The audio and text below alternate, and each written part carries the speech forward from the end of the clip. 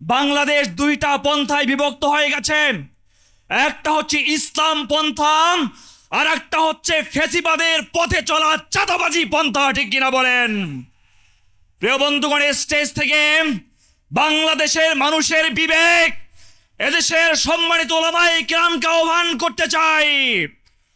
ওলামায়ে কেরাম ইতিহাসে বারবার ভুল করেছেন, বারবার এই পথে ওই পথে চলে এদেশের মানুষের ওলামায়ে কেরামের প্রতি সম্মান নষ্ট হয়েছে।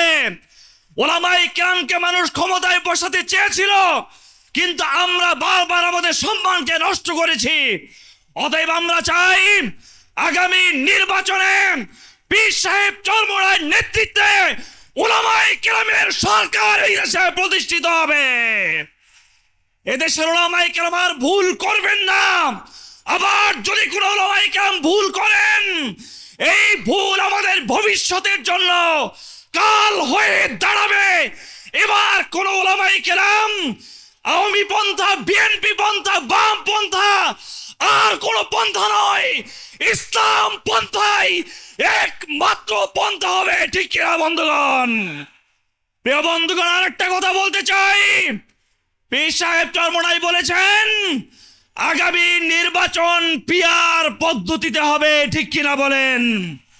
এই দেশের চাঁদাবাজ ফেতিবাজদেরকে রুখে দেওয়ার জন্য পিআর পন্থা সবচেয়ে উত্তম পন্থা।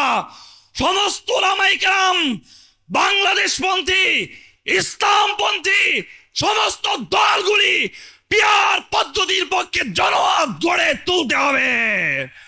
প্রিয় বন্ধুগণ, তাহলে আগামী নির্বাচনে এই দেশের বাংলাদেশপন্থী, ইসলামপন্থী দলগুলি ক্ষমতায় যাবে। এই দেশ থেকে চিরতরে ফ্যাসিবাদ এবং চাঁদাবাজ নির্মূল হবে ইনশাআল্লাহ। এখানে বক্তব্য শেষ করছি। রাজপথে দেখা হবে, স্লোগানে কথা হবে।